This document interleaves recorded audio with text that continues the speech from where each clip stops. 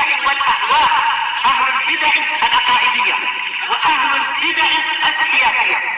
نقول بيننا وبينكم السلف، بيننا وبينكم الكتب، كان فيقول البدع بيننا وبينكم الجنائز. Bismillahirrahmanirrahim. Ini ada pertanyaan setelah menampilkan tulisan dari Abu Qatadah yang menukilkan dari Abu Turab, hadahumallah. Assalamualaikum warahmatullahi wabarakatuh. Afwan, apakah ucapan dan syarah asar tersebut sudah benar atau ini syubhat untuk melembekkan permasalahan yang di Indonesia? Wallahu alam, kalau memang tulisannya seperti itu dan itulah kenyataannya. Ana lihat di sini yang nomor 1 adalah ucapan Sufyan Ats-Tsauri. Jelas ucapan beliau itu sama sekali tidak berbicara masalah fitnah yang ma'ruf di Indonesia, pola yang seperti itu. Nah, kemudian pada kali yang kedua baru menyebutkan nasihat berikutnya begini-begini yang di situ mulai ada syubhat. Cuma anehnya setelah menyebutkan beberapa syubhat atau sindiran, di akhir-akhir kalam itu Abu Turab menyebutkan ini adalah wasiat Ats-Tsauri.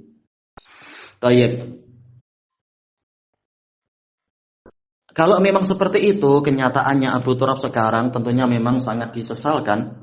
Bagaimana dia justru mengekor ke beberapa tokoh yang berdalilkan dengan hadis kabir-kabir keberkahan itu bersama para pembesar kalian. Padahal hadis itu dipakai sebagai syubhat oleh Mar'iyun yang dulu memaksa, mewajibkan kita semua untuk mengekor pada Syekh Rabi, Ubaid Al-Jabiri, Muhammad Al-Wusabi, yang mana para tokoh tadi lebih besar daripada tokoh-tokoh yang dikultuskan sekarang. Dan dulu ana diperintahkan untuk membantah syubhat yang memakai hadis-hadis tadi sampai terbentuk beberapa risalah, dan ana nukilkan kalam para a'immah, kalam salaf dan kalam a'immah tentang masalah-masalah itu untuk membela Syekh Yahya dan lain-lain demi membantah orang-orang yang dikultuskan yang jauh lebih besar dari Syekh Yahya tadi.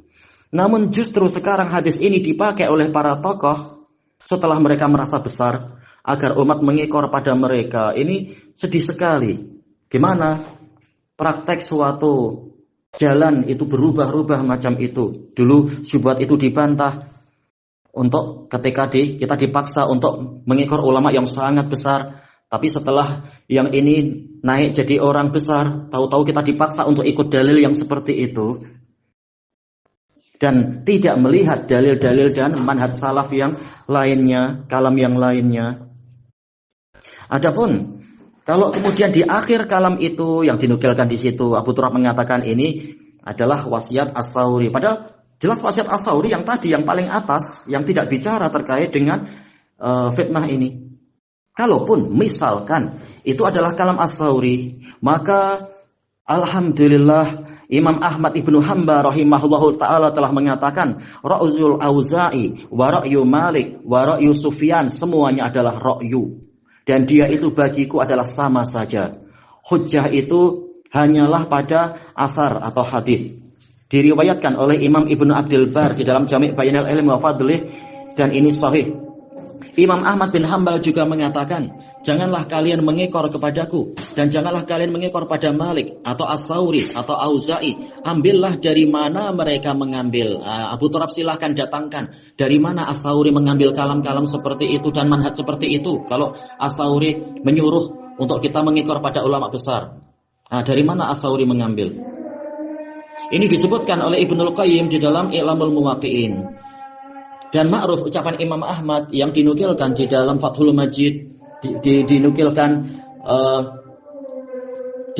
kalau tidak salah oleh Ibnul Jauzi di dalam Manaqib Imam Ahmad. Aku merasa heran dengan orang yang mengetahui hadis dan kesahihannya tapi justru malah memilih bermadhab kepada ra'yunya Sufyan. Baik, maka jawaban ana terhadap syubhat Abu Turab tidak berubah. Kembali kepada firman Allah Ta'ala, fa in tanaza'tum fi syai' farudduhu ila Allahi war Rasul in kuntum tu'minuna billahi wal yaumil akhir. Dzalika khairu wa ahsanu ta'wila. Apabila kalian berselisih pendapat dalam suatu perkara, maka kembalikan itu kepada Allah dan Rasul. Jika kalian memang beriman pada Allah dan hari akhir, yang demikian itu lebih baik dan lebih bagus kesudahannya. Baik, ana jawab adzan dulu. Walhamdulillahirabbil alamin. Jawab adzan ini tadi. Kita lanjutkan sedikit. Dan juga Allah Ta'ala telah berfirman, ittabi'u ma unzila ilaikum min rabbikum wa la tattabi'u min dunihi awliya qalilan ma tadhakkarun. Ikutilah apa yang diturunkan kepada kalian dari Rabb kalian, dan janganlah kalian mengikuti pemimpin-pemimpin selainnya. Alangkah sedikitnya kalian mengambil pelajaran. Al-Imam Al-Hafidh Muhammad ibnu Ali Al-Karji Al-Qassab rahimahullah berkata dalam tafsir ayat ini adalah hujah yang terang untuk meniadakan taklid. Karena huruf ha pada duni min duni tidak kosong dari kemungkinan boleh jadi kembali kepada Rabb atau kembali pada Quran yang diturunkan. Dan Allah telah melarang kita mengikuti selainnya sebagaimana yang engkau lihat. Selesai dari kitab Nukatu Al-Qur'anid Dalati 'alal Bayan. Al-Imam Al-Hafidh Ibnul Qayyim rahimahullah berkata, tatkala menafsirkan ayat ini, maka Allah memerintahkan untuk mengikuti apa yang diturunkan darinya secara khusus. Dan dia memberitahukan bahwasanya orang yang mengikuti selainnya, maka sungguh dia telah mengikuti para pemimpin selainnya, selain Allah. Selesai dari I'lamul Muwaqqi'in. Al-Imam Al-Wadi'i rahimahullah berkata, kami mengambil faedah dari kitab-kitab ulama kami, dari kalangan ahli hadis, ahli tafsir, ahli fikih. Kami bukan ahli taklid. Jarang sekali ada masalah yang menghadang kecuali aku merujuk kepada Al-Mughni dan Majmu' untuk aku melihat apa yang diucapkan oleh para ulama rahimahumullah. Tetapi jika aku melihat dalam masalah itu ada ayat Quran atau hadis Nabi, aku merasa cukup dengan keduanya tanpa ucapan fulan dan fulan. Dan jika aku tidak mendapatkannya, maka aku tidak diharuskan untuk menukil ucapan fuqaha rahimahumullah. Tapi kita mohon pertolongan pada Allah, kemudian meminta bantuan dengan pemahaman mereka untuk memahami sebagian dalil tanpa taklid pada mereka. Karena kami meyakini bahwasanya taklid itu haram. Allah Subhanahu wa taala berfirman, "Ittabi'u ma unzila ilaikum min rabbikum wa la tattabi'u min dunihi awliya qalilan ma tadhakkarun." Selesai dari Majmu'atur Rasail Ilmiyah.